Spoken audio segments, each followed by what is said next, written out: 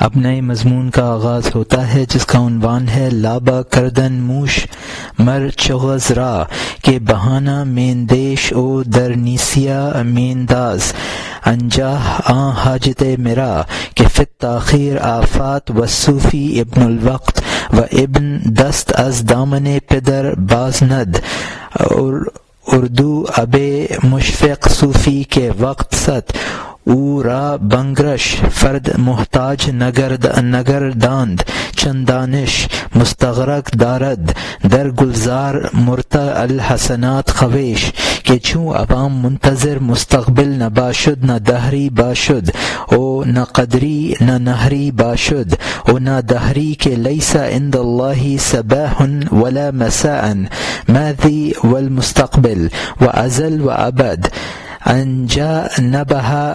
انجانبہ شد آدم علیہ السلام سابق و دجال مسبوق نبا شد کہ این رسوم در خطۂ عقل جزوی ست اور روح حیوانی را در عالم لا مکان و لا زمان این رسوم نبا شد پس او ابن وقت ست کہ لا یفہم منہ الا تفرقۃ الازمنہ چنانچہ ان اللہ تعالی واحد فہم شود و نفی دوئی نہ حقیقت واحدی، یعنی چوہے کا مینڈک کی خوشامد کرنا کے بہانہ نہ سوچ اور میری ضرورت کے پورا کرنے کو ادھار میں نہ ڈال کیونکہ تاخیر میں مصیبتیں ہیں اور صوفی ابن الوقت ہے اور بیٹا باپ کے دامن سے ہاتھ نہیں ہٹاتا ہے اور صوفی کا مہربان باپ جو کہ وقت ہے اس کی نگہداشت کرتا ہے، آئندہ کے لیے اس کو محتاج نہیں بناتا ہے اور اس کو اپنے حسنات کی چراگاہ کے چمن میں اس قدر مصروف رکھتا ہے کہ وہ عوام کی طرح آنے والے زمانے کا منتظر نہیں ہوتا ہے، وہ نہ دہری ہوتا ہے نہ قدری، نہ منع کرنے والا ہوتا ہے اور نہ زمانے سے ساز باز کرنے والا، کیونکہ اللہ تعالیٰ کے یہاں نہ صبح ہے نہ شام، گزرا ہوا زمانہ اور آنے والا زمانہ اور ازل اور ابد وہاں نہیں ہے، آدم علیہ السلام پہلے اور دجال بعد میں نہیں ہوتا ہے کیونکہ یہ باتیں جزوی عقل کے دائرے میں ہیں اور عالم لامکان و لازمان میں حیوانی روح کے لیے یہ رسمیں نہیں ہیں، تو وہ ابن الوقت ہے کہ اس سے زمانوں کے تفرقے کے کچھ سمجھ میں نہیں آتا، جس طرح اللہ تعالیٰ ایک ہے سمجھ میں آتا ہے اور دوئی کی نفی نہ کہ واحدی حقیقت۔ یہاں مترجم نے حاشیے میں لکھا ہے کہ اس قصے سے یہی بات بتائی ہے کہ ادھار سے نقد بہتر ہے۔ صوفی نے کہا آج کے 1 درہم کے بجائے کل کو 3 درہم کیا 100 درہم بھی مجھے پسند نہیں ہے، نقد تو ایسی چیز ہے کہ اس کا چپت بھی ادھار کی عطا سے اچھا ہے، خصوصاً تیرا چپت تو بہت ہی بہتر ہے کیونکہ میری گدی اور اس پر چپت لگنا تیرے عاشق ہیں، جب نقد بہرحال بہتر ہے تو بھی آ جا۔ اور یہاں حاشیہ ختم ہوتا ہے۔ چاندنی بخشنے والے ایک صاحب نے ایک صوفی سے کہا اے وہ کہ میری جان تیرے قدموں کا فرش ہے، اے میرے شاہ تو آج 1 درہم لینا چاہتا ہے یا کل کو چاشت کے وقت 3 درہم؟ اس نے کہا میں آج 1 درہم پر زیادہ راضی ہوں، اس سے بھی کہ آج 1 ہو اور کل کو 100 درہم ہو، نقد تماچا ادھار بخشش سے بہتر ہے۔ اب میں نے تیرے سامنے گدی کر دی، نقد دے دے، خصوصاً وہ تماچا جو تیرے ہاتھ سے ہو کیونکہ گدی اور اس کا تماچا تجھ پر عاشق ہے۔ خبردار اے جاں اور جہان کی خوشی آ جا، اس کے وقت نقد کو بہت غنیمت سمجھ۔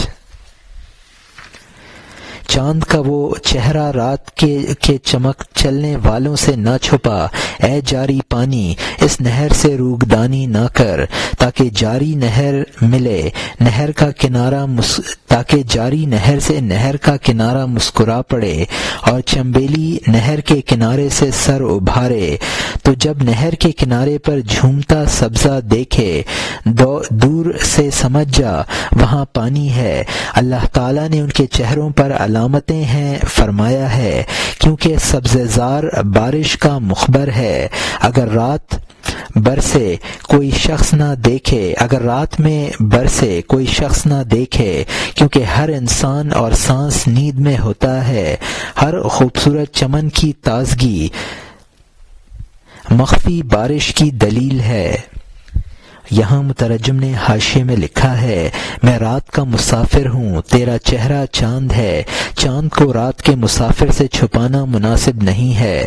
میں نہر ہوں، تو آب رواں ہے، پانی کو نہر میں آنا چاہیے، پانی پہنچنے سے نہر کے کنارے مسکرا پڑتے ہیں اور ان پر پھول بوٹے نمودار ہو جاتے ہیں۔ اے مخاطب، جب تو نہر کے کنارے سبزہ دیکھے تو دور سے سمجھ لے کہ نہر میں پانی ہے، یعنی کسی شخص کے انوار و برکات سے اس کے صاحب نسبت ہونے کو سمجھ لے۔ نیکی کے آثار پیشانی پر ہوتے ہیں، سیاہی لیے ہے کہ سبزہ زار اشارہ کرتا ہے کہ وہاں پانی ہے۔ اگر رات میں بارش ہوتی ہے، بارش کو کوئی نہیں دیکھتا ہے، لیکن صبح کو سبزے پر تازگی دیکھتے ہیں تو سمجھ جاتے ہیں کہ رات بارش ہوئی ہے۔ پھر چوہے کی گفتگو شروع کی ہے اور یہاں حاشیہ ختم ہوتا ہے۔ اب نئے مضمون کا آغاز ہوتا ہے جس کا عنوان ہے رجوع بحکایت موش و چغز آبی، یعنی چوہے اور پانی کے مینڈک کی حکایت کی جانب رجوع۔ اے میرے بھیا، میں خاکی ہوں، تو آبی ہے، لیکن تو رحمت کا شاہ اور عطا کرنے والا ہے۔ تو حصہ اور عطا میں ایسا کر کہ وقت اور بے وقت خدمت میں پہنچتا رہوں۔ نہر کے کنارے میں تجھے دل سے پکارتا ہوں، میں منظوری کی عنایت نہیں دیکھتا ہوں۔ پانی میں آنا مجھ پر بند ہے، کیونکہ میری ساخت مٹی سے ہوئی ہے، یا کوئی قاصد یا کوئی علامت مددگار بنا تاکہ میرے پکارنے سے تجھے باخبر کر دے۔ اس معاملے میں ان دونوں دوستوں نے بحث کی۔ اس بحث کے آخر میں یہ طے ہوا کہ ایک لمبا ڈورا حاصل کر لیں تاکہ ڈورے کے کھینچنے سے راز کھل جائے۔ ایک سرا اس خمیدہ بندے کے پاؤں پر بندھا ہوا ہونا چاہیے اور اس کا دوسرا سرا تیرے پاؤں پر، تاکہ اس ترکیب سے ہم دونوں جمع ہو جائیں، مل جل جائیں، جس طرح جان بدن سے جسم جان کے پاؤں پر ڈورے کی طرح ہے، اس کو آسمان سے زمین پر کھینچ لاتا ہے۔ جان کا مینڈک بے ہوشی کی نیند کے پانی میں، جسم کے چوہے سے چھوٹ کر خوشی میں ہے۔ یہاں مترجم نے حاشیے میں لکھا ہے، پھر چوہے کی گفتگو شروع کی ہے۔ چوہے نے مینڈک سے کہا کہ اگرچہ میں خاکی ہوں اور تو آبی، اس لیے میں تیرا ہم جنس نہیں ہوں، لیکن تو شاہ رحمت اور عطا کی طرف منسوب ہے اور عطا کے لیے ہم جنس ہونا ضروری نہیں ہے۔ مجھے ایسا موقع دے دے کہ وقت بے وقت تجھ سے مل لیا کروں۔ چوہے نے مینڈک سے کہا کہ میں نہر کے کنارے پر آ کر آپ کو پکارتا ہوں، لیکن آپ جواب عنایت نہیں کرتے۔ چونکہ میں خشکی کا جانور ہوں، اس لیے پانی میں نہیں جا سکتا، یا تو کوئی پیغامبر یا کوئی ایسی علامت مقرر کر دیجئے کہ میری آواز آپ کو پہنچ جایا کرے۔ چوہے اور مینڈک میں یہ طے ہو گیا کہ ایک بڑا ڈورا ہو جس کا ایک سرا چوہے کے پاؤں میں اور ایک سرا مینڈک کے پاؤں میں بندھا ہوا ہو۔ جب ضرورت ہو تو دونوں میں سے ہر ایک اس ڈورے کو کھینچ لیا کرے، دوسرے کو معلوم ہو جائے گا کہ وہ بلا رہا ہے۔ مولانا رحمۃ اللہ علیہ فرماتے ہیں کہ جسم کا تعلق روح کے پاؤں کا ڈورا ہے جو اس روح کو آسمان سے کھینچ لاتا ہے۔ روح کا مینڈک نیند کی حالت میں جسم کے چوہے سے رہائی پا کر خوشی محسوس کرتا ہے۔ اور یہاں حاشیہ ختم ہوتا ہے۔ جسم کا چوہا اس ڈورے کے ذریعے اس کو پھر کھینچ لیتا ہے۔ اس کھچاؤ سے جان بہت سی کڑواہٹیں محسوس کرتی ہے۔ اگر گندا دماغ چوہے کی کشش نہ ہوتی تو مینڈک پانی میں مزے اڑاتا۔ اس کا باقی جس روز تو نیند سے بیدار ہوگا تو سورج کو نور عطا کرنے والے سے سن لے گا، ڈورے کے سرے کے ایک گرہ میرے پاؤں پر، دوسرے سرے کی گرہ تو اپنے پاؤں پر لگا لے تاکہ میں اس خشکی میں کھینچ سکوں۔ تجھے اب ڈورے کا سرا ظاہر ہو گیا۔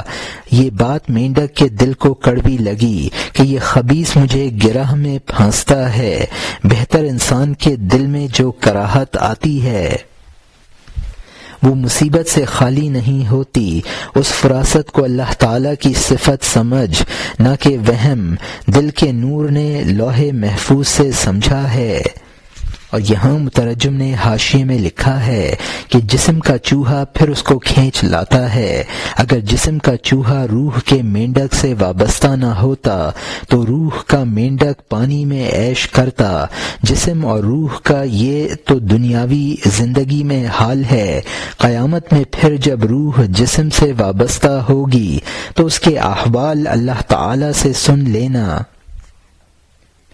چوہے نے کہا جب تیرے پاؤں میں ڈورا بندھا ہوا ہوگا میں تجھے خشکی میں کھینچ کر لا سکوں گا۔ اب معاملہ حل ہو گیا۔ مینڈک کو یہ بات ناگوار گزری کہ یہ چوہا مجھے پھانسنا چاہتا ہے۔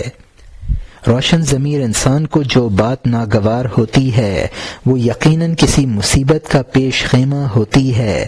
مومن میں یہ فراست اللہ کی صفت ہے جو مومن کے دل کے نور نے اللہ تعالی کے علم سے حاصل کی ہے۔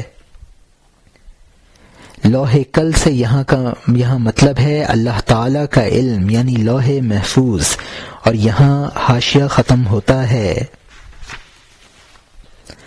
بیت اللہ کی طرف جانے سے ہاتھی کا رکنا، فیلبان کی کوشش اور آجا کی آواز سے ہاتھی کا پاؤں کعبے کی جانب نہ چلتا تھا، باوجود پوری لاتیں مارنے کے نہ بہت اور نہ تھوڑا۔ تو کہتا خود اس کے پاؤں سوکھ گئے ہیں یا اس کی خوفناک جان مردہ ہو گئی ہے۔ جب اس کا سر یمن کی جانب کرنے نر ہاتھی دوڑ کر قدم اٹھانے لگتا۔ ہاتھی کی حس غیب کی مصیبت سے واقف تھی، جیسی کہ واردات والے دل کی حس ہوتی ہے۔ کیا یہ نہیں ہوا کہ یعقوب علیہ السلام نبی نے جس وقت ان سے یوسف علیہ السلام کو بڑوں نے مانگا، کیا یہ نہیں ہوا کہ یعقوب نبی پاک خصلت نے یوسف علیہ السلام کے لیے ان کے سب بھائیوں سے جب ان بھائیوں نے باپ سے مانگا تاکہ تھوڑی دیر کے لیے جنگل کی جانب لے جائیں، سب نے ان سے کہا کہ آپ نقصان کا خیال نہ کریں، اے ابا ایک دو روز ان کو موقع دے دیجئے، آپ ہمیں محافظ کیوں نہیں سمجھتے، اپنے یوسف علیہ السلام کو محافظوں کے سپرد نہیں کرتے تاکہ ہم مل کر سبزے زاروں میں کھیلیں، ہم اس درخواست میں امین اور نیکوکار ہیں۔ انہوں نے فرمایا کہ یہ میں جانتا ہوں کہ ان کو میرے پاس سے لے جانا میرے دل میں رنج اور بیماری کو مشتعل کرے گا، میرا یہ دل کبھی جھوٹ نہیں بولتا ہے کیونکہ عرش کے نور سے دل روشنی رکھتا ہے۔ یہاں مترجم نے حاشیے میں لکھا ہے یہ بات کہ آنے والی مصیبت کو مومن کا دل تاڑ لیتا ہے، اللہ تعالیٰ بسا اوقات یہ بات جانور کے دل میں بھی پیدا فرما دیتا ہے۔ ابرہہ جب اپنا ہاتھی لے کر خانہ کعبہ کو ڈھانے کے لیے چلا تو وہ ہاتھی آنے والی مصیبت کو تاڑ گیا تھا اور اس کا قدم خانہ کعبہ کی طرف نہ اٹھتا تھا۔ جب اس ہاتھی کا رخ یمن کی طرف موڑتے تھے تو دوڑنے لگتا تھا۔ جب ہاتھی کا یہ حال تھا تو سمجھ لو کہ جس قدر کہ جس ولی پر قلبی واردات ہوں اس کا کیا حال ہوگا۔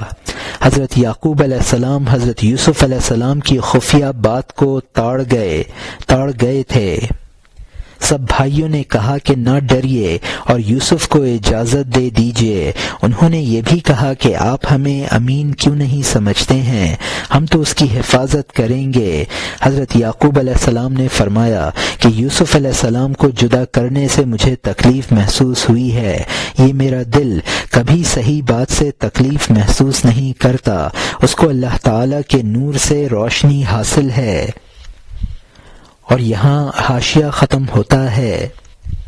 وہ فساد پر پکی دلیل تھی، قضائے خداوندی سے وہ اس کو گنتی میں نہ لائے، ایسی علامت ان سے چھوٹ گئی کیونکہ قضائے خداوندی اس وقت حکمت میں تھی۔ یہ تعجب کی بات نہیں ہے کہ اندھا کنویں میں گر جائے، بڑا تعجب راستہ دیکھنے والے کا گرنا ہے۔ اس قضائے خداوندی کی طرح تصرف ہیں، اللہ جو چاہتا ہے کرتا ہے، اس کی چشم بندی ہے، دل اس کے ہنر کو جانتا بھی ہے اور نہیں بھی جانتا ہے، اس کا لوہا اس کی مہر کے لیے موم بن جاتا ہے۔ گویا دل کہہ دیتا ہے کہ اے شخص اس قضا کا جھکاؤ، جب اس میں ہے جو بھی ہونے دے۔ وہ اپنے آپ کو اس غفلت میں کر دیتا ہے، اس کی رسی میں جاں کو باندھ دیتا ہے۔ اگر وہ بلند مرتبہ اس معاملے میں مات کھا جاتا ہے، وہ مات نہیں ہوتی، آزمائش ہوتی ہے، اس کو ایک مصیبت 100 مصیبتوں سے نجات دے دیتی ہے۔ ایک باز نیچے اترنا اس کو بہت سی بلندیوں پر لے جاتا ہے۔ وہ ناقص شوخ کہ اس کو شراب نے رہائی دے دی، لاکھوں بھدے خاموں کے خمار سے انجام کار وہ پختہ اور استاد ہو گیا۔ اس نے دنیا کی غلامی سے چھلانگ لگائی، آزاد ہو گیا۔ وہ نہ مٹنے والی شراب سے مست ہو گیا، وہ لوگوں سے ممتاز ہو گیا، چھوٹ گیا۔ یہاں مترجم نے حاشیے میں لکھا ہے، حضرت یعقوب علیہ السلام کو قلبی احساس سے پورا یقین ہو گیا تھا کہ بھائیوں کی بات میں فساد مخفی ہے، لیکن اس کے باوجود قضائے خداوندی میں چونکہ ایسا ہوتا تھا، لہٰذا وہ پھر بھی راضی ہو گئے۔ انہوں نے دل کی بات سے درگزر کی، چونکہ اس معاملے میں اللہ کی جانب سے ایک حکمت پوشیدہ تھی۔ حضرت یعقوب علیہ السلام کو نور دل حاصل تھا، پھر بھی وہ فریب میں آ گئے۔ یہ بڑی عجیب بات ہے کہ کوئی دل کا اندھا فریب کھا جاتا تو تعجب نہ ہوتا۔ قضائے خداوندی کے بھی عجیب تصرفات ہیں، وہ بینا کو بھی نابینا بنا دیتی ہے اور خدا کی مشیت اس کی آنکھ کا پردہ بن جاتی ہے۔ جب تقدیر خداوندی کسی معاملے میں آڑے آتی ہے تو انسان یقینی بات میں بھی تذبذب میں مبتلا ہو جاتا ہے، دل کا پختہ ارادہ نرم پڑ جاتا ہے، گویا دل اپنے ارادے کے خلاف اس قضا کے فیصلے پر راضی ہو جاتا ہے۔ وہ دل اپنے ارادے سے اپنے آپ کو غافل بنا لیتا ہے اور باغ قضا کے ہاتھ میں دے دیتا ہے۔ اگر کوئی باطنی نور والا اپنے احساس کے خلاف سے مغلوب ہو جاتا ہے تو وہ دراصل مغلوبیت نہیں ہے بلکہ قدرت کی جانب سے آزمائش ہے کہ وہ اپنے ارادے کے خلاف پر قضا سے وہ راضی ہے یا نہیں۔ قضا کی وجہ سے جب وہ بلا میں پھنستا ہے اور اس پر رضا کا اظہار کرتا ہے تو سینکڑوں مصیبتوں سے نجات پا جاتا ہے اور اس کا یہ گرنا اس کو بلندیوں پر لے جاتا ہے۔ یہ دلیری میں ناقص تھا، اب جبکہ اس آزمائش میں کامیاب ہو گیا تو سینکڑوں فاسد خیالات سے نجات پا جاتا ہے۔ اس کامیابی کے نتیجے میں وہ پختہ اور استاد بن جاتا ہے اور دنیا کے وسوسوں سے آزاد ہو جاتا ہے۔ اب غیر اللہ سے نجات پا کر وہ توحید کے مقام پر پہنچ جاتا ہے، اب اس کو ایک خاص امتیاز حاصل ہو جاتا ہے۔ اور یہاں حاشیہ ختم ہوتا ہے۔ ان کے تقلید سے کمزور اعتقاد سے ان کی بے بصیر کی آنکھ کے خیال سے تعجب ہے، ان کا علم کیا تدبیر کرے گا۔ بے نشان دریا کے اتار اور چڑھاؤ کے سامنے اس بیابان سے یہ عمارتیں آئی ہیں، ملک اور بادشاہی اور وزارتیں آئی ہیں۔ اس بیابان عدم سے شوق کے مست جماعت در جماعت عالم شہادت میں آ رہے ہیں۔ اس صحرا سے قافلہ در قافلہ ہر شام و صبح کو پہنچ رہے ہیں۔ آتا ہے اور ہمارا گھر گروی کر لیتا ہے کہ میں آ گیا، ہماری باری آ گئی، تو چلا جا۔ جب بیٹے نے عقل کی آنکھ کھولی، بابا نے سامان جلدی سے آسمان پر جا رکھا۔ وہ شاہراہ ہے، اس جانب سے رواں ہے، وہ اس جانب سے صادر اور وارد ہیں۔ خوب غور کر لے، ہم بیٹھے بیٹھے چل رہے ہیں، تو یہ نہیں دیکھتا ہے کہ ہم نئی جگہ کا ارادہ کرنے والے ہیں، تو موجود وقت کے لیے اصل دولت نہیں لیتا ہے بلکہ مستقبل کی غرضوں کے لیے۔ پس اے چلنے والے مسافر، وہ ہے کہ اس کا چلنا اور رخ مستقبل کی طرف ہے، جس طرح بغیر تھکن کے دل کے پردے سے خیال کا لشکر پے در پے پہنچتا ہے۔ یہاں مترجم نے حاشیے میں لکھا ہے کہ عام لوگ غیر حق کے وجود کو متدبع سمجھتے ہیں، یہ اس سے نجات پا جاتا ہے۔ قضاء و قدر کے لامحدود سمندر کے مقابلے میں انسان کا علم و احساس کیا ہنر دکھا سکتا ہے؟ عالم شہود میں جو کچھ ہے وہ اس عالم غیب سے آیا ہے۔ کائنات جو خدائی حکم بجا لانے کی مشتاق ہے، عالم شہادت میں ایک نئی چیز آ کر پرانی چیز کی جگہ لے لیتی ہے۔ بیٹا باپ کی جگہ سنبھال لیتا ہے، باوا عالم آخرت کو سدھار جاتا ہے۔ یہ سمجھ کہ عالم شہادت اور عالم غیب کے درمیان ایک بڑی کھلی سڑک ہے جس پر ہر وقت آمد و رفت ہے، ہمیں محسوس نہیں ہوتا، ورنہ عمر کا جو دن گزر رہا ہے ہم اس میں عالم آخرت کی طرف چل رہے ہیں۔ انسان جو کاروبار کرتا ہے اور نفع کمانے کی کوشش کرتا ہے وہ کسی وقتی ضرورت کے پیش نظر نہیں کرتا ہے بلکہ آئندہ کی بنا پر کاروبار کرتا ہے۔ تو بھی اپنی عمر کے مال کی تجارت آخرت کے پیش نظر صرف کر، موجودہ زندگی میں عمر صرف نہ کر۔ صحیح مسافر وہی ہے جس کی نظر منزل پر ہو، جس طرح خارجی موجودات کا سلسلہ ہے یہی صورت ذہنی موجودات کی ہے۔ مضامین اور خیالات عالم غیب سے دل میں آتے ہیں۔ اور یہاں حاشیہ ختم ہوتا ہے۔ اگر یہ تصورات ایک کھیت کے نہیں ہیں تو آگے پیچھے دل کی جانب کیوں آ رہے ہیں؟ ہمارے تصورات لشکر در لشکر پیاس سے دل کے چشمے کی طرف دوڑتے ہیں، وہ گھڑے بھرتے ہیں اور چلے جاتے ہیں، ہمیشہ ظاہر اور غائب ہوتے رہتے ہیں۔ افکار کو آسمان کے ستارے سمجھ دوسرے آسمان کے دائرے میں گھوم رہے ہیں۔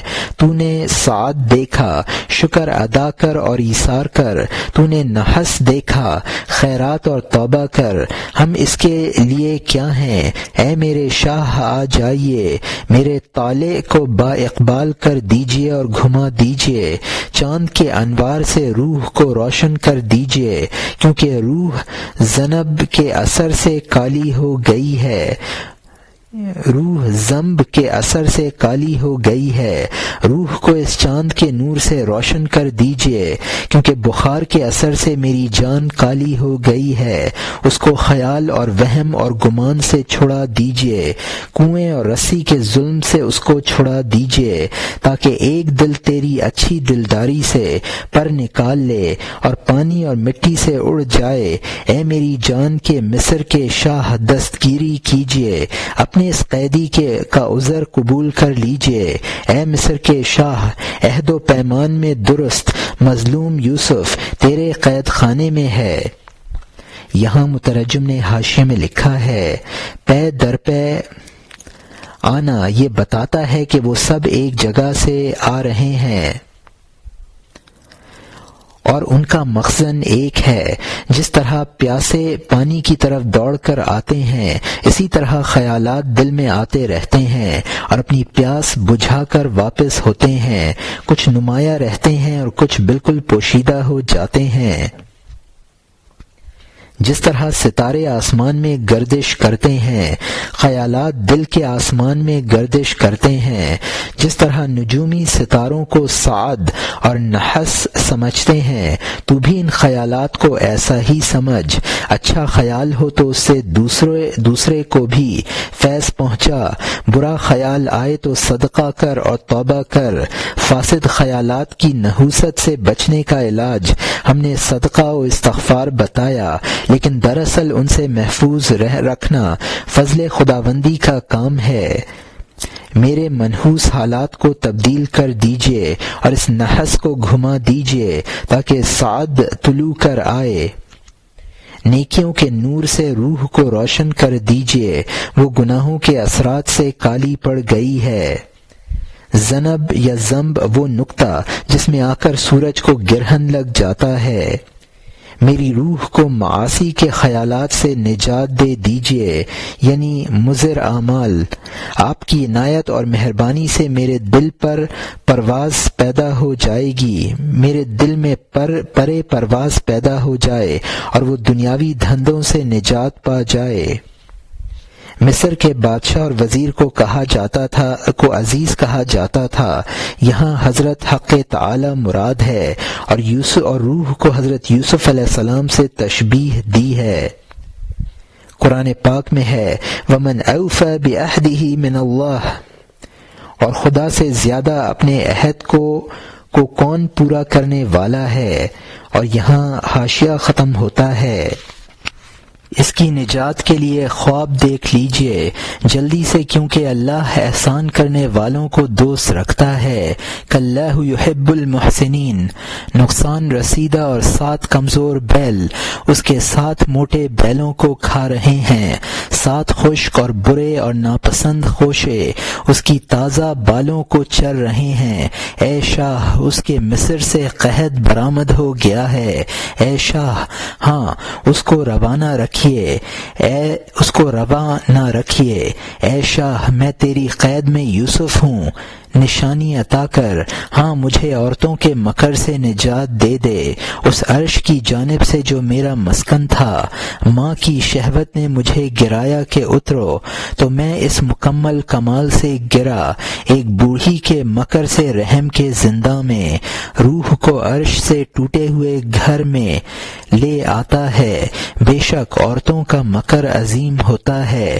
میرا پہلا اور آخری نزول عورت سے ہوا، جبکہ میں روح تھا اور جبکہ میں جسم ہوں۔ لغزش کے بارے میں یوسف کی یہ زاری سن لیجئے، یا اس بے دل یعقوب علیہ السلام کے اوپر رحم کیجئے۔ شکوہ بھائیوں کا کروں یا عورتوں کا کہ جنہوں نے مجھے آدم کی طرح جنتوں سے گرا دیا، میں اسی وجہ سے خزاں کے پتے کی طرح مرجھایا ہوا ہوں کہ میں نے وصل کی بہش سے گیہوں کھا لیا۔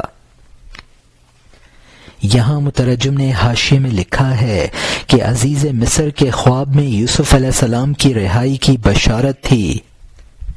اللہ جب کہ احسان کرنے والوں کو پسند کرتا ہے تو خود کیوں احسان نہ کرے گا؟ میرے گناہ میری بھلائیوں کو نگل رہے ہیں، مجھ میں نیکیوں کا قحط ہے، اس کو جائز نہ رکھ۔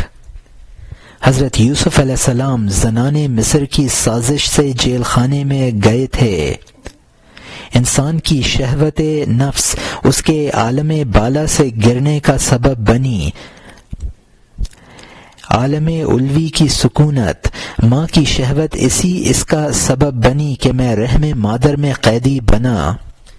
پہلی بار نیچے اترنا روح کا تھا جو حضرت آدم علیہ السلام کے ضمن میں ہوا، وہ حضرت حوا علیہ السلام کی شہوت بطن کی وجہ سے وقوع میں آیا۔ دوسرا نیچے اترنا جسم کا تھا جو ماں کی شہوت کی وجہ سے ہوا اور جسم کی پیدائش ہوئی۔ یا تو میری زاری سن کر مجھ پر رحم کر دیجئے، یا میرا شیخ جو میرے لیے دعا کرتا ہے اس کی دعاؤں کی وجہ سے مجھ پر رحم کر دیجئے۔ یوسف علیہ السلام کے بھائی ان کا مصر پہنچنے کا سبب بنے جہاں وہ قید ہوئے، اور عورتوں کی سازش نے ان کو قید میں پھنسایا۔ مراد اس سے انسان کی قوت غضبیہ اور قوت شہوانی ہے جو گناہوں کا سبب ہیں۔ میرے معاصی مجھے قرب سے دور کیے ہوئے ہیں، اس لیے میں خزاں کے پتے کی طرح مرجھایا ہوا ہوں۔ اور یہاں حاشیہ ختم ہوتا ہے۔ جب میں نے تیرا لطف اور اکرام دیکھا، وہ تیرے صلح کے سلام اور پیغام کو میں نے نظر بد کی وجہ سے کالا دانہ نکالا، میرے کالے دانے کو بھی نظر بد لگ گئی۔ آگے اور پیچھے سے ہر نظر بد کے دفیہ کے لیے صرف تیری نشیلی آنکھیں ہیں۔ اے شاہ، تیری حسین آنکھ نظر بد کو مغلوب اور ملیامیٹ کر دیتی ہے، وہ بہتر دوا ہے۔ بلکہ تیری آنکھ سے کیمیا پہنچتی ہے، نظر بد کو نیک نظر بنا دیتی ہے۔ شاہ کی آنکھ نے دل کے باز کی آنکھ پر اثر کیا ہے، اس کے باز کی آنکھ بہت باہمت ہو گئی ہے، یہاں تک کہ پوری ہمت کی وجہ سے جو اس نے آنکھ سے حاصل کی ہے، شکار شاہ کا باز نر شیر کے علاوہ نہیں پکڑتا ہے۔ شیر کیا ہوتا ہے بلکہ وہ مانوی شاہ باز تیرا شکار بھی ہے اور تو اس کا شکار بھی ہے۔ دین کی چراگاہ میں جان کے باز کی آواز، لا احب العافلین یعنی میں غروب کر جانے والوں کو پسند نہیں کرتا ہوں کے نعرے ہیں۔ دن کا باز جو تیرے لیے اڑ رہا ہے، تیری بے حد عطا سے اس کو آنکھ حاصل ہو گئی، ناک نے بو اور کان نے سننا تجھ سے حاصل ہے کیا۔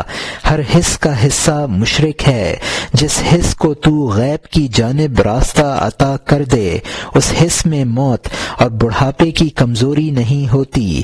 تو مالک الملک ہے، تو جس کو کوئی چیز دے دیتا ہے تاکہ وہ حس حواس پر بادشاہی کرے۔ یہاں مترجم نے حاشیے میں لکھا ہے، جب میں نے تیرے لطف اور کرم پر نظر کی اور یہ پیغام سنا کہ تو توبہ کو قبول کرتا ہے، تو شیطان کی نظر بد کو دفع کرنے کے لیے ہر مل نکال کہ اس کی دھونی دوں، یعنی توبہ کی، تو اس توبہ کو نظر بد لگ گئی۔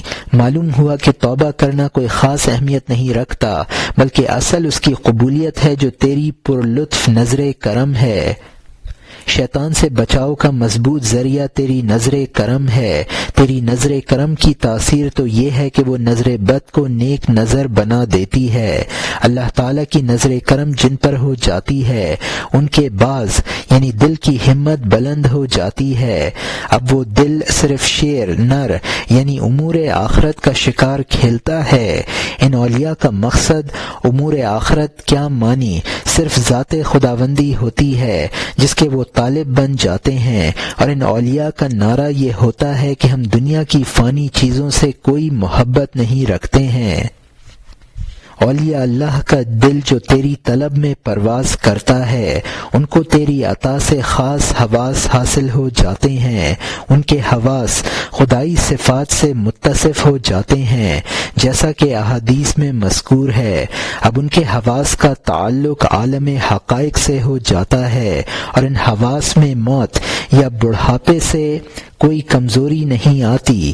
جب ان میں خدائی صفات پیدا ہو جاتی ہیں تو جس طرح خدا مالک الملک ہے ان کے حواس کو بھی عوام کے حواس پر شاہی حاصل ہو جاتی ہے۔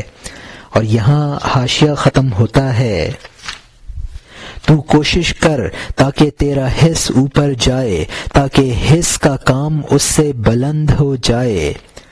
یہاں مترجم نے حاشیے میں لکھا ہے، خطاب ہے کہ انسان کو ایسے ہی بالائی حواس حاصل کرنے چاہیے۔ اور یہاں حاشیہ ختم ہوتا ہے۔ اب نئے مضمون کا آغاز ہوتا ہے جس کا عنوان ہے حکایت شب و دزداں کہ شاہ محمود میان ایشاں افتاد کہ من نیزک الشماعم او برحال ایشاں مطلع شد الآخر، یعنی رات اور چوروں کا قصہ کہ سلطان محمود ان میں پہنچ گیا کہ میں بھی تم میں کا ایک ہوں، اور ان کی حالت سے باخبر ہو گیا۔ رات کو جب سلطان محمود اکیلا گشت کر رہا تھا، چوروں کی قوم کے گروہ سے جا بھیڑا۔ انہوں نے اسے کہا، اے وفادار تو کون ہے؟ سلطان نے کہا، میں بھی تم میں سے ایک ہوں۔ ایک نے کہا، اے مکار گروہ، ہر ایک اپنا ہنر بیان کرے تاکہ دوستوں سے قصہ گوئی میں کہے کہ وہ فطرت میں کیا ہنر رکھتا ہے۔ ایک نے کہا، اے ہنر کے دعوے دار گروہ، میرے دونوں کانوں میں یہ خاصیت ہے کہ میں جان لیتا ہوں کہ کتا آواز میں کیا کہتا ہے۔ قوم نے اس سے کہا، تو دینار میں سے 2 دانگ ہے۔ دوسرے نے کہا اے زر کے پجاری گروہ، مکمل خاصیت میری آنکھ میں ہے، جس کو میں رات کے اندھیرے میں دیکھ لوں میں اس کو بے شبہ دن میں پہچان لوں۔ ایک نے کہا میری خصوصیت بازو میں ہے، میں ہاتھ کی طاقت سے نقب لگا دیتا ہوں۔ ایک نے کہا میری خصوصیت ناک میں ہے، میرا کام مٹیوں میں سے بو سونگ لینا ہے۔ یہاں مترجم نے حاشیے میں لکھا ہے کہ اس حکایت سے جس کے بالا ہونے کے نفع کو واضح کیا ہے، اس حکایت سے حس کے بالا ہونے کے نفع کو واضح کیا ہے۔ اکیلا گھوم رہا تھا، چوروں نے سلطان محمود سے دریافت کیا تو کون ہے؟ تو اس نے کہہ دیا کہ میں تم میں سے ہی ہوں۔ ایک چور نے اپنے ساتھیوں سے کہا کہ ہر ایک اپنا ہنر ظاہر کرے۔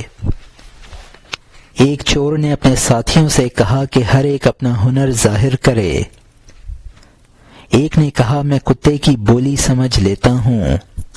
درہم کے چھٹے حصے کو دانگ کہتے ہیں اور درہم دینار کا 10واں حصہ ہے۔ دانگ دینار کا 60واں حصہ ہوا، یعنی یہ کوئی قابل وقت ہنر نہیں ہے۔ ہر ایک نے کہا کہ میری آنکھ میں یہ تاثیر ہے کہ جس شخص کو اندھیرے میں بھی دیکھ لیتا ہوں، دن کو اس کو فوراً پہچان لیتا ہوں۔ ایک نے کہا میرے بازو میں اس قدر طاقت ہے کہ پنجے کے زور سے بغیر کسی اوزار کے دیوار میں نقب لگا دیتا ہوں۔ ایک نے کہا میری ناک کی یہ خصوصیت ہے کہ زمین کی مٹی سونگھ کر بتا دیتا ہوں کہ یہاں خزانہ ہے یا نہیں۔ اور یہاں حاشیہ ختم ہوتا ہے۔ لوگ کانے ہیں، سر الناس المعادن کا راز حاصل ہو گیا ہے کہ رسول صلی اللہ علیہ وسلم نے وہ کس وجہ سے فرمایا ہے، میں جسم کی مٹی سے جان لیتا ہوں کہ اس میں کتنا نقد ہے اور وہ بلا شبہ کیا رکھتا ہے۔ ایک کان میں بے اندازہ سونا داخل ہے، دوسری میں آمدنی خرچ سے کم ہوتی ہے۔ میں مجنوں کی طرح مٹی کو سونگھ لیتا ہوں، بغیر غلطی کے لیلا کی خاک کو پا لیتا ہوں۔ میں ہر لباس میں سے ہمیشہ سونگھ لیتا ہوں، خواہ یوسف ہو اور خواہ شیطان ہو۔ احمد صلی اللہ علیہ وسلم کی طرح کہ یمن کی جانب سے بو پاتے ہیں، اس سے میری ناک نے ایک حصہ پا لیا کہ کون سی مٹی سونے کی پڑوسی ہے یا کون سی مٹی خالی اور ابتر ہے۔ ایک نے کہا میرے پنجے میں یہ خاصیت ہے کہ پہاڑ کی اونچائی پر کمند پھینک دیتا ہوں، قلعہ خواہ کتنا ہی اونچا ہو اس کے کنگرے میں مضبوط کمند ڈال دیتا ہوں۔ احمد صلی اللہ علیہ وسلم کی طرح کہ ان کی روح نے کمند ڈالی، یہاں تک کہ وہ کمند ان کو آسمان کی جانب لے گئی۔ احمد صلی اللہ علیہ وسلم کی طرح کہ انہوں نے سخت کمند ڈالی، وہ کمند ان کو نصیبے اور تخت کی جانب لے گئی۔ ان سے اللہ تعالیٰ نے فرمایا اے بیت معمور پر کمند ڈالنے والے، میری جانب سے سمجھ، ما رمیت اذ رمیت، یعنی تو نے نہیں پھینکا جبکہ پھینکا۔ پھر سب نے اس سلطان سے پوچھا کہ اے معتمد، تیری خصوصیت کس چیز میں ہے؟ یہاں مترجم نے حاشیے میں لکھا ہے کہ حدیث شریف ہے الناس معادن کمعادن الذهب والفضة، انسان سونے چاندی کی کانوں کی طرح کانے ہیں۔ مولانا رحمۃ اللہ علیہ فرماتے ہیں اس حدیث کے معنی اس قصے سے سمجھ میں آ گئے۔ مطلب یہ ہے کہ جس طرح ان لوگوں کے اوصاف مختلف تھے، اسی طرح دین سے متعلق خواص انسانوں میں مختلف ہیں۔ اس چور نے کہا میں زمین کی مٹی سونگھ کر بتا دیتا ہوں یہاں کس قدر مال دفن ہے۔ کسی کان میں بے اندازہ سونا ہوتا ہے، کسی میں اتنا بھی نہیں ہوتا کہ کھدائی کا خرچہ بھی نکل سکے۔ مجنوں کو لیلا کی خبر کسی نے نہ بتائی، اس نے مٹی سونگ کر اس کی خبر پہچان لی تھی۔ حضور صلی اللہ علیہ وسلم نے فرمایا کہ میں خدائی سانس وہاں سے محسوس کر رہا ہوں، اور یمن کی طرف اشارہ فرمایا، اسی طرح کے سونگنے کا مجھے بھی حصہ مل گیا ہے۔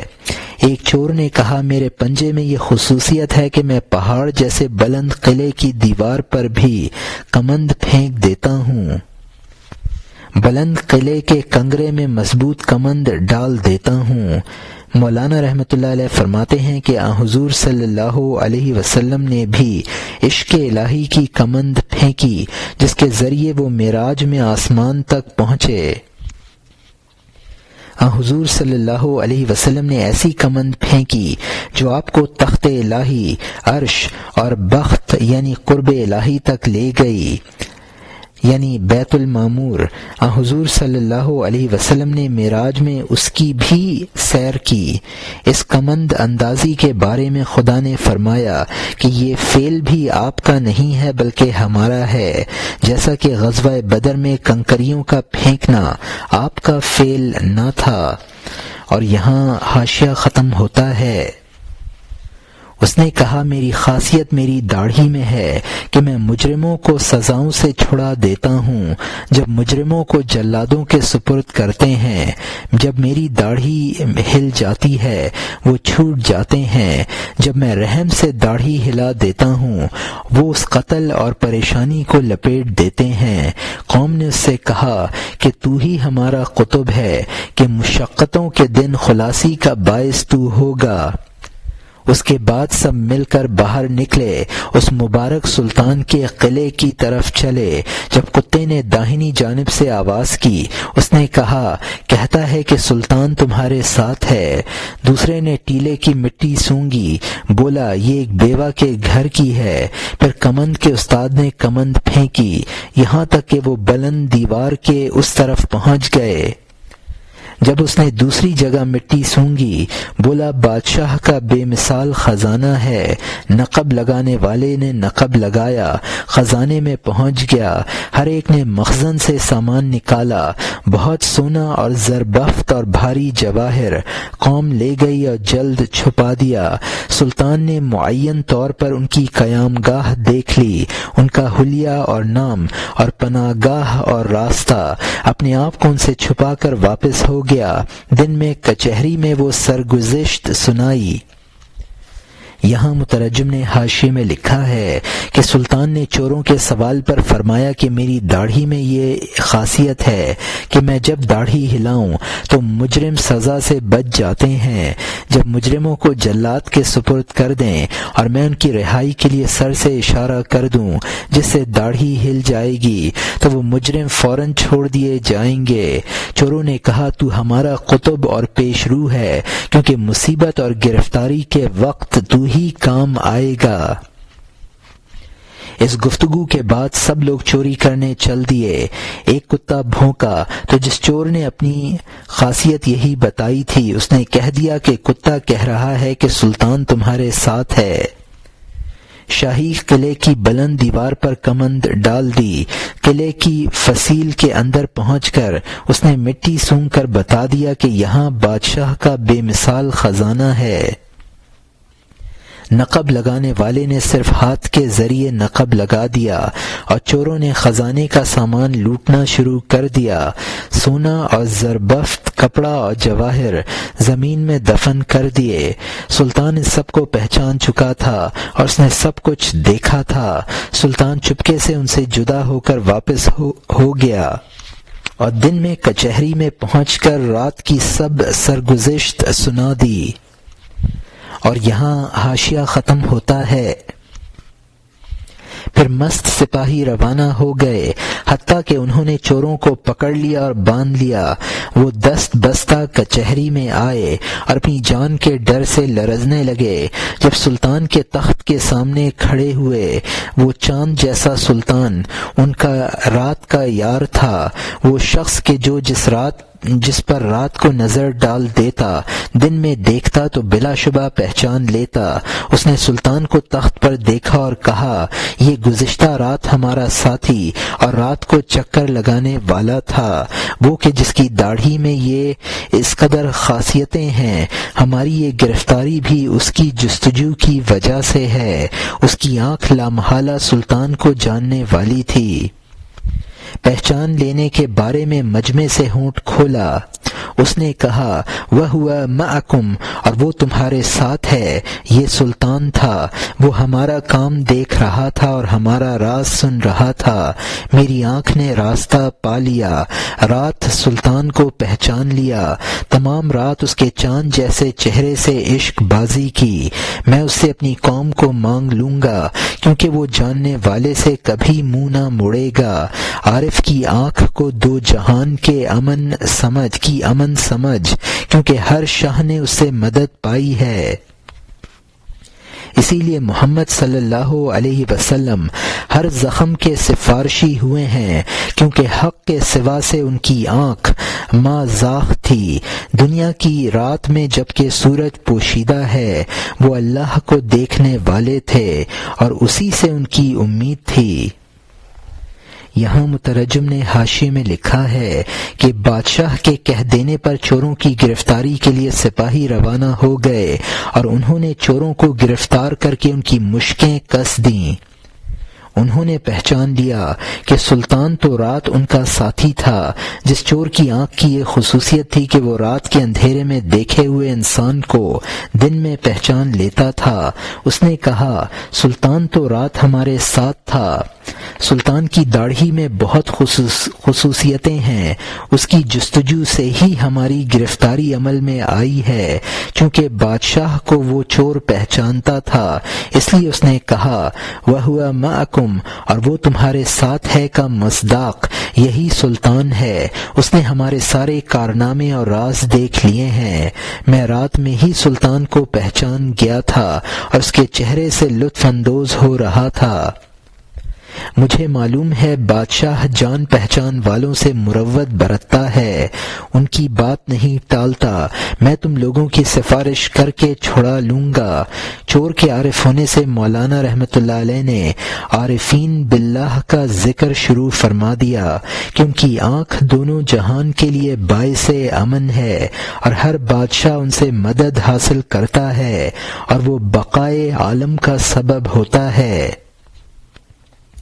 چونکہ حضور صلی اللہ علیہ وسلم کو اللہ تعالی کی مکمل معرفت حاصل تھی اور حضور صلی اللہ علیہ وسلم کی نظر کے بارے میں قرآن نے ما زاغ البصر فرمایا ہے، یعنی حضور صلی اللہ علیہ وسلم کی منظور نظر صرف ذات حق تھی اور غیر سے وہ پھری ہوئی تھی۔ اسی لیے حضور صلی اللہ علیہ وسلم کو شفاعت کا حق ملا اور حشر میں باعث امن بنے۔ دنیا رات ہے اور اس میں سورج یعنی ذات حق مخفی ہے، پھر بھی آپ کی منظور نظر ذات حق ہے اور وہ وعدے کی بنیاد پر ذات حق سے حضور صلی اللہ علیہ وسلم شفاعت اور امن دینے کے بارے میں پر امید تھے۔ اور یہاں حاشیہ ختم ہوتا ہے۔ علم نشرہ سے ان کی دونوں آنکھوں نے سرما پایا، وہ دیکھ لیا جس کو جبرائیل علیہ السلام نے برداشت نہ کیا۔ جس یتیم کے اللہ تعالی سرما لگا دے وہ یکتا موتی ہدایت یافتہ بن جاتا ہے، اس کا نور ذروں پر غالب ہو جائے، وہ ایسے مطلوب کا طالب بن جائے۔ اس کی نظر میں بندوں کے مقامات تھے، لا محالہ اللہ تعالی نے اس کا نام شاہد رکھ دیا، گواہ کا اعلیٰ زبان اور تیز نگاہ ہے، کیونکہ آپ کے رات کو بیدار رہنے والے قلب سے کوئی راز گریز نہیں کرتا، مدعی خواہ ہزار سر پٹخے، قاضی کان گواہ کی طرف کرتا ہے۔ قاضیوں کا فیصلہ کرنے میں یہی فن ہے، ان کے گواہ دو روشن آنکھیں ہیں۔ گواہ کی بات اس وجہ سے آنکھ کی قائم مقام ہے کیونکہ اس نے بے غرض آنکھ سے حقیقت کو دیکھا ہے۔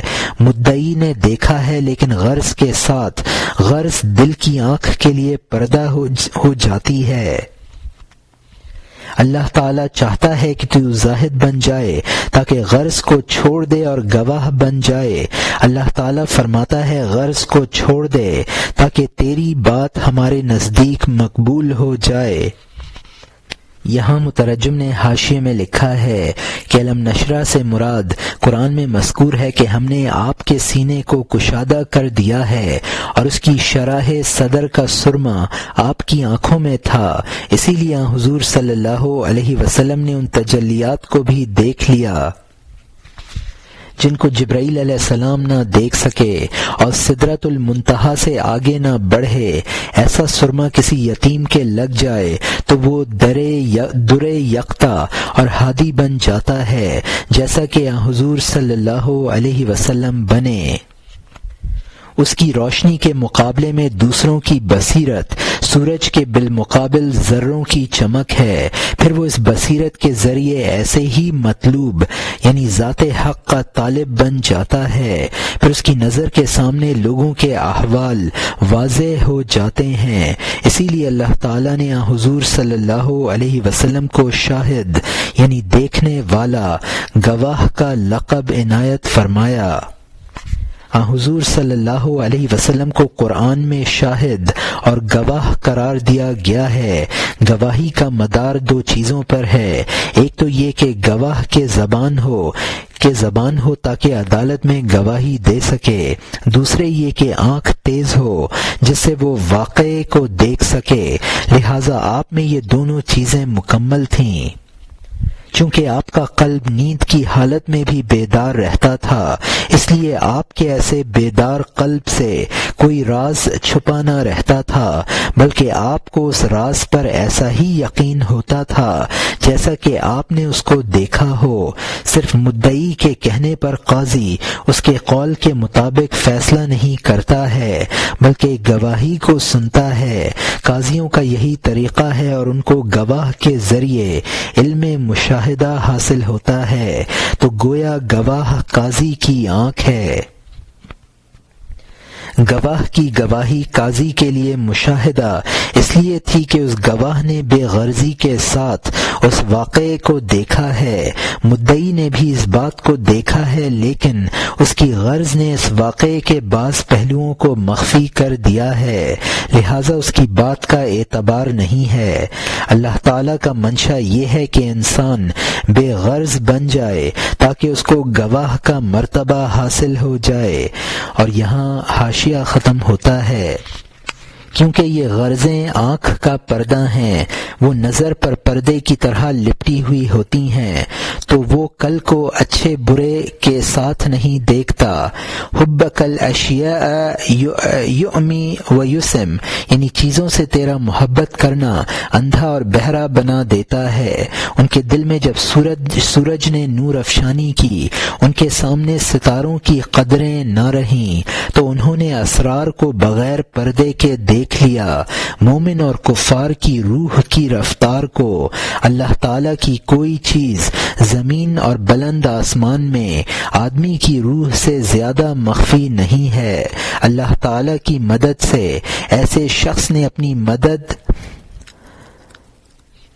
تو آنکھیں کھول لی ہیں، اپنی مدد تو کی آنکھیں کھول لی ہیں، جو احادیث میں بلندی والا بن گیا ہے۔ اللہ تعالیٰ نے رتب دیا، بس سے لپیٹ کھول دیا، اللہ تعالیٰ نے رتبے دیابت سے لپیٹ کھول دیا، روح پر من امر ربی سے مہر لگا دی۔ پھر جب اس معزز آنکھ نے روح کو دیکھ لیا تو اس پر کوئی چیز مخفی نہ رہے گی، وہ ہر جھگڑے میں کامل گواہ ہوگا، آپ کی بات ہر درد سر کے خمار کو توڑ دے گی۔ اللہ تعالیٰ کا نام عدل ہے، گواہ اس کا مقرب ہوتا ہے، اس اعتبار سے دوست کی آنکھ عادل گواہ ہے۔ دل دونوں جہان میں اللہ تعالیٰ کا منظور نظر ہے، کیونکہ بادشاہ کی نظر گواہ پر ہوتی ہے۔ اللہ تعالیٰ کی محبت اور اس کی محبت کا راز اس کی تمام تر پردہ سازی کا سرمایہ ہوتا ہے۔ یہاں مترجم نے حاشیے میں لکھا ہے کہ انسان کی غرضیں اس کو گواہی کے لیے ناقابل بناتی ہیں۔ تم دریا کا پانی، رم فناک مٹی، اس سے مراد رتب دیابس ہوتا ہے۔ انسان کو محبوب کی برائی نظر نہیں آتی، نہ وہ اس کی بری بات کو سنتا ہے۔ نور خداوندی کی وجہ سے آپ کا علم و معرفت اس قدر مکمل تھا کہ دوسروں کا علم اس کے مقابلے میں ہیچ تھا۔ آپ صلی اللہ علیہ وسلم سے اسرار مخفی نہ تھے، اور آپ جان گئے تھے کہ مومن کی روح کی رفتار کس طرف ہے اور کافر کی روح کی رفتار کدھر ہے۔ دونوں جہان میں روح سے زیادہ پوشیدہ کوئی چیز نہیں ہے۔ جن لوگوں نے قرآن و حدیث کا علم حاصل کر لیا ہے، انہوں نے اپنی دونوں آنکھوں کو کھول لیا، ان کو تمام معلومات حاصل ہو گئیں، لیکن روح کی حقیقت ان کے لیے بھی واضح نہ ہوئی، کیونکہ اس کے بارے میں قرآن نے صرف مجملاً اس قدر فرمایا کہ وہ خدائی امر سے ہے، لیکن حضور صلی اللہ علیہ وسلم نے اس روح کو دیکھ لیا تو پھر آپ کی نظر سے کوئی چیز پوشیدہ نہ رہی۔ جب حضور صلی اللہ علیہ وسلم کو اسرار کا بھی مشاہدہ ہے تو قیامت میں آپ گواہ بنیں گے، اور آپ کی گواہی اختلاف کے درد سر کو رفع کر دے گی۔ حضور صلی اللہ علیہ وسلم کو محبوبیت کا درجہ اسی لیے ہے کہ اللہ تعالی عادل ہے، اور جس گواہ میں عدالت ہوتی ہے وہ عادل کا محبوب ہوتا ہے، تو آپ عادل گواہ ہونے کے اعتبار سے دوست یعنی حق تعالی کی قوت باصرہ ہیں۔ چونکہ عادل گواہ حاکم کا محبوب ہوتا ہے، اس لیے قلب اللہ کا منظور نظر اور محبوب ہے، چونکہ وہ بھی عادل گواہ ہے۔ اللہ کو جو حضور صلی اللہ علیہ وسلم سے محبت ہے، وہی اسماء عالم کا وہی ایجاد عالم کا سبب بنی ہے۔ اور یہاں حاشیہ ختم ہوتا ہے۔ تو اسی لیے لولاک فرمایا ملاقات میں معراج کی رات میں ہمارے عاشق نے، یہ قضائے خداوندی بھلے اور برے پر حاکم ہوتی ہے، کیا قضائے خداوندی پر گواہ حاکم نہ ہوگا؟ وہ ذات جو قضائے خداوند کی قیدی تھی، قضائے خداوندی میں حاکم بن گئی۔ اے مرتضیٰ کی تیز آنکھ، شاباش ہے۔ جاننے والے نے پہچانے ہوئے سے درخواست کی کہ اے اچھے برے میں ہمارے نگراں، اے کہ تو بھلائی اور برائی میں ہمارا مشیر ہے، ہم دل کے اشاروں سے بے خبر ہیں۔ اے وہ کہ دن اور رات میں وہ ہمیں دیکھتا ہے، ہم اس کو نہیں دیکھتے۔ سبب کو دیکھنا ہماری آنکھ کا پردہ بنا ہے، میری آنکھ دوسری آنکھوں سے ممتاز ہو گئی، یہاں تک کہ مجھے رات میں سورج نظر آ گیا۔ اے کامل، تیری مشہور مہربانی ہو چکی ہے، احسان کا کمال اس کے مکمل کر دینے میں ہے۔ رب اتمم نورنا فی الساہرہ والنجا من مفسدحات القاہرہ۔ اے رب، ہمارے نور کو محشر میں مکمل کر دے اور ہمیں رسوا کرنے والے قہروں سے نجات دے۔ رات کے دوست کو فراق کا دن نہ دے، قربت دیکھی ہوئی جان کو دوری نہ دے۔ تیری دوری درد اور عذاب سے بھری ہوئی موت ہے، خصوصاً وہ دوری جو وصال کے بعد ہو۔ جس نے نے تجھے دیکھا ہے اس کو اندیکھا نہ بنا، اس کے اگے ہوئے سبزے پر پانی چھڑک دے۔ یہاں مترجم نے حاشیے میں لکھا ہے چونکہ ایجاد عالم حضور صلی اللہ علیہ وسلم سے محبت کی وجہ سے فرمائی گئی، اسی لیے شب معراج میں حضور سے یہ فرمایا لولاک لما خلقت الافلاک، یعنی اگر تم نہ ہوتے تو میں آسمانوں کو نہ پیدا کرتا۔ حاکم کا حکم سب انسانوں پر حاکم ہے، لیکن حاکم کا حکم شاہد کے تابع ہوتا ہے۔ حضور صلی اللہ علیہ وسلم عام بشریت کے اعتبار سے قضا کے محکوم تھے، لیکن چشم بصیرت کی وجہ سے شاہد اور گواہ بنے، تو آپ کو اس اعتبار سے اللہ تعالی نے اپنے اختیار سے اپنے فیصلے کا حکم بنا دیا ہے۔ پہلے فرمایا تھا کہ عارف مخلوق کی امان کا سبب ہوتا ہے، اب اسی مناسبت سے فرماتے ہیں عارف یعنی انبیاء اور اولیاء اللہ نے معروف یعنی حضرت حق سے بہت سی درخواستیں کی ہیں جن کا مولانا ذکر فرماتے ہیں۔ ہمارا دل ہمیں بھلائی کے اشارے کرتا ہے لیکن ہم ان کو نہیں سمجھ پاتے ہیں، یعنی بسا اوقات ان پر عمل نہیں کرتے ہیں۔ خدا ہمیں ہر وقت دیکھتا ہے، ہم اس کو نہیں دیکھ پاتے کیونکہ سبب یعنی عالم اسباب کی مشغولیت ہمارے لیے پردہ بن گئی ہے۔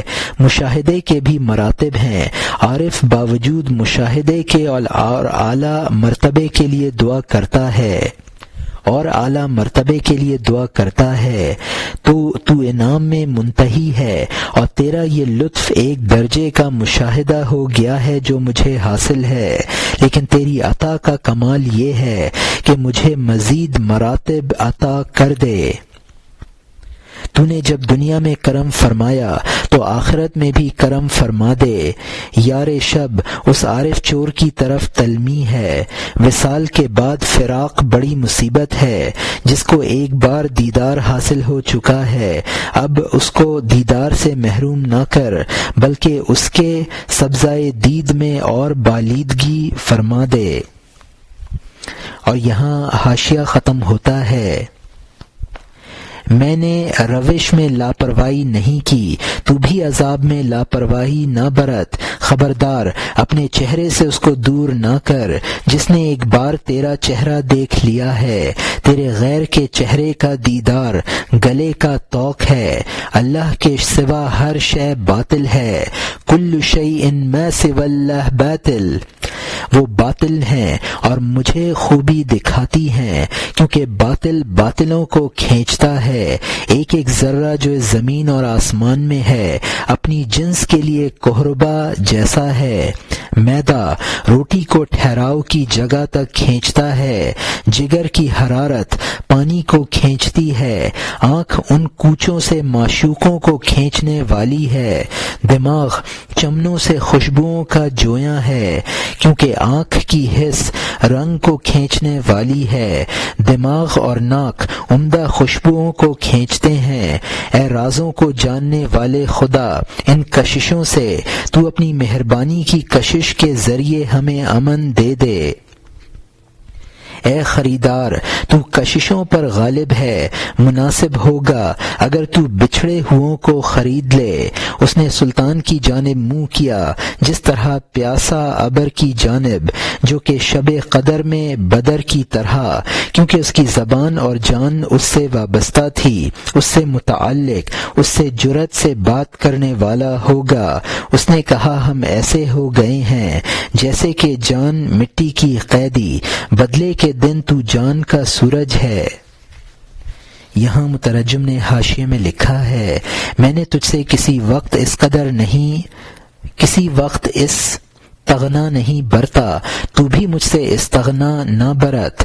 جس کو دیدار کا قرب حاصل ہو چکا ہے اب اس کو محروم نہ کر۔ تیرے ماں سوا کو دیکھنا وبال جان ہے کیونکہ تیرے سوا ہر چیز لغو اور فانی ہے۔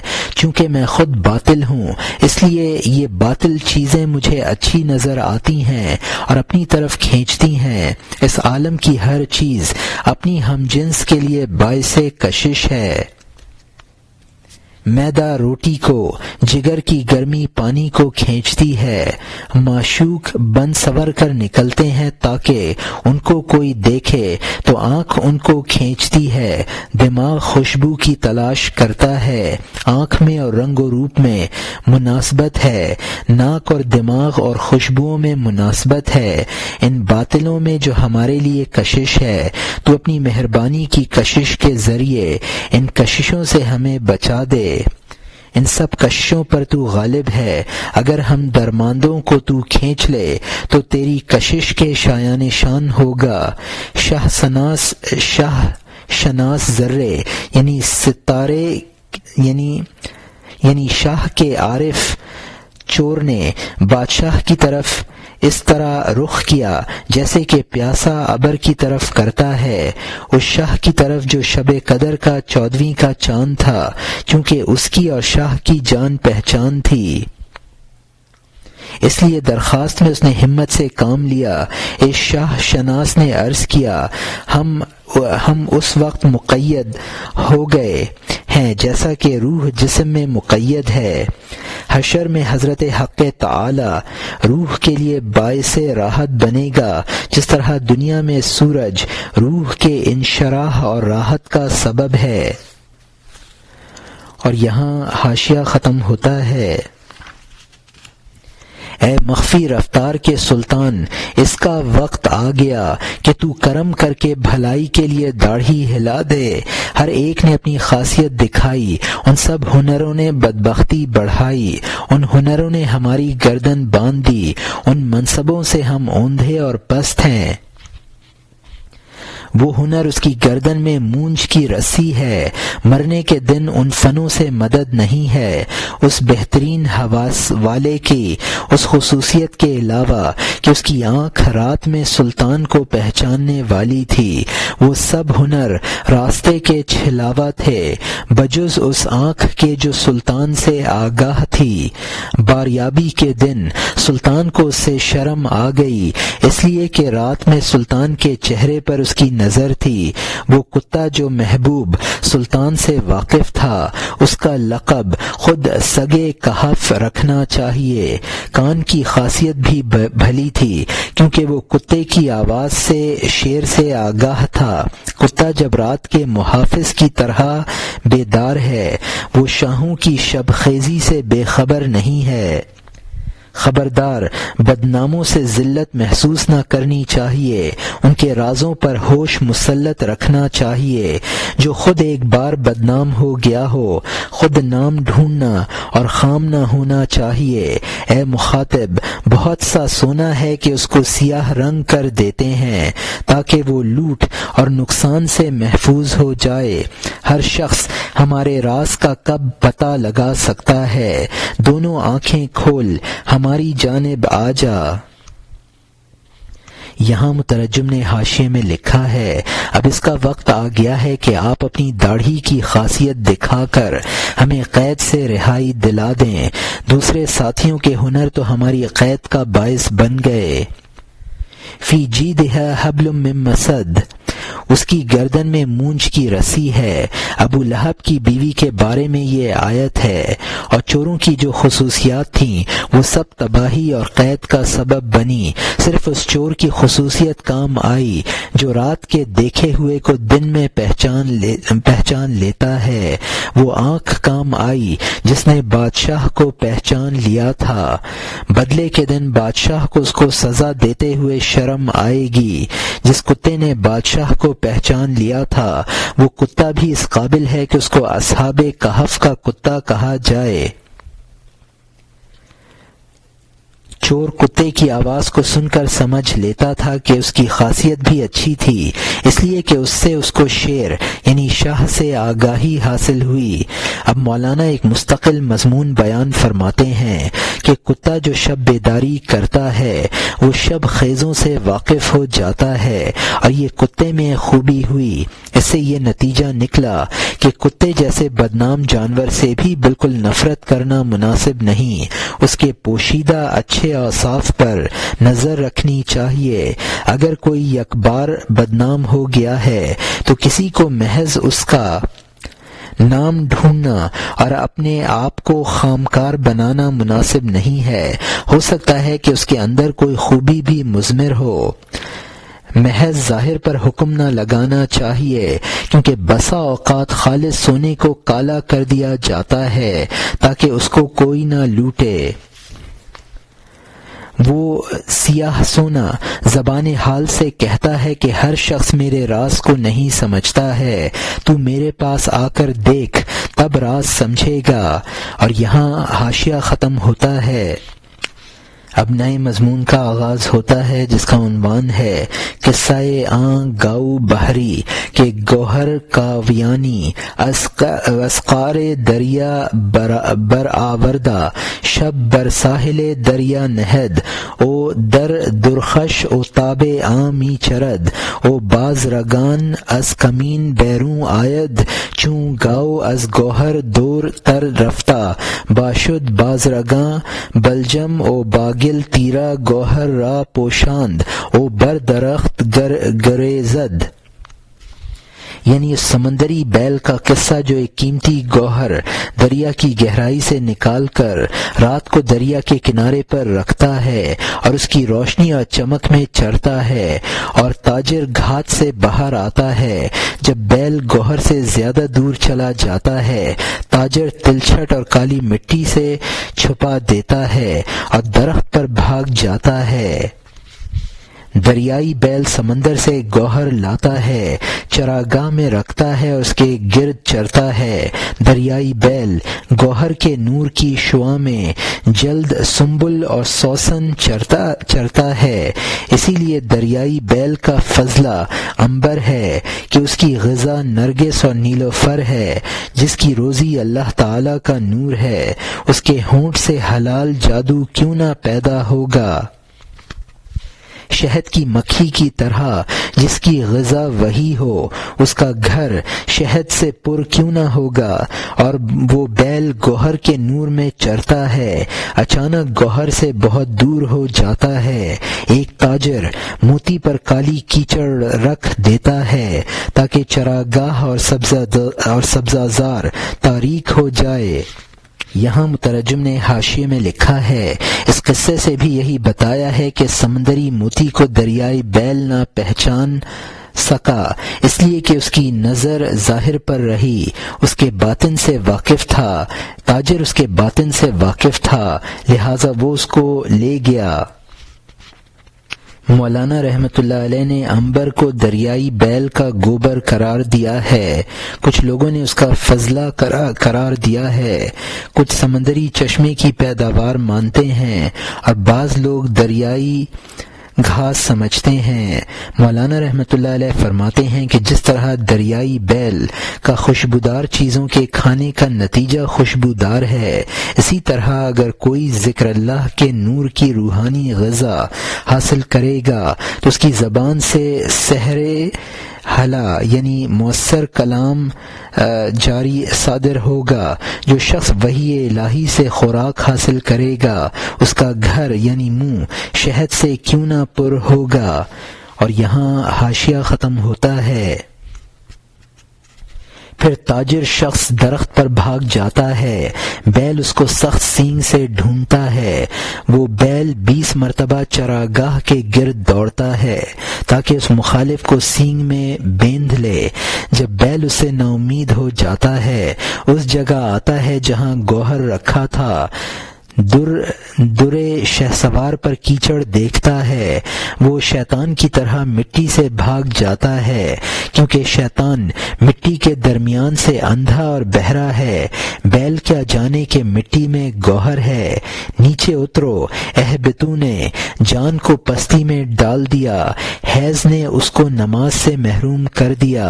اے ساتھیو، اس نیند اور اس قول سے اتقوا ان الہوی حیض الرجال یعنی بچو، نفسانی خواہش مردوں کا حیض ہے، تم نیچے اترو نے جان کو جسم میں ڈال دیا تاکہ عدن کا موتی مٹی میں چھپ جائے، اس کو تاجر جانتا ہے نہ کہ بیل، اہل دل جانتے ہیں نہ کہ ہر مٹی کھودنے والا، جس مٹی کے دل کے اندر گوہر ہے اس کا گوہر دوسری مٹی کا مخبر ہے، وہ مٹی جس نے اللہ تعالی کے نور سے چھڑکاؤ حاصل نہ کیا، وہ موتیوں سے پر مٹی کی صحبت برداشت نہ کر سکی، یہ بات آخر نہیں رکھتی، ہمارا چوہا نہر کے کناروں پر ہمارے کان میں ہے۔ یہاں مترجم نے حاشیے میں لکھا ہے، وہ جوہری تاجر اس گوہر کو کیچڑ میں دبا کر درخت پر چڑھ گیا، سخت مضبوط سینگ، جس طرح شیطان نے حضرت آدم علیہ السلام کے صرف ظاہر کو دیکھا اور ان سے گریز کیا، اسی طرح یہ دریائی بیل اس گوبر کے اوپر کی مٹی کو دیکھ کر گریز کرتا ہے۔ شیطان حضرت آدم علیہ السلام کے باطنی اوصاف سے اندھا بہرا تھا، اسی طرح بیل یہ نہ سمجھا کہ اس مٹی کے اندر گوہر ہے۔ اہبتو کا مطلب ہے کہ عوام کی روح کو تکوینی اعتبار سے نیچے اترو کے حکم نے پستی میں ڈال دیا، پھر گناہوں کے ارتکاب نے اس کو اور بدتر کر دیا۔ نفسانی خواہش انسان کو نماز یعنی قرب الہی سے محروم کر دیتی ہے۔ عالم بالا سے روح کا جسم میں آنا ایسا ہی ہے جیسا کہ ادنی موتی کا مٹی میں چھپ جانا۔ جب روح جسم میں آ گئی تو اب اس کو جوہری پہچان سکتا ہے، عام انسان دنیا دار نہیں سمجھ سکتا۔ جس مٹی میں گوہر ہوتا ہے وہ گوہر والی دوسری مٹی کو بھی پہچان لیتا ہے۔ مشہور ہے ولی ای سنا، جس جسم پر اللہ کے نور کا چھڑکاؤ نہیں ہے وہ اولیاء کے جسم کی صحبت کو برداشت نہیں کرتا، ان سے نفرت کرتا ہے۔ ہم چوہے کی بات بھولے نہیں ہیں، اس کی آواز ہمارے کان میں آ رہی ہے۔ چوہے نے مینڈک کو دریا سے بلانے کے لیے وہ ڈورا کھینچا جو مینڈک کے پاؤں میں بندھا ہوا تھا۔ اور یہاں حاشیہ ختم ہوتا ہے۔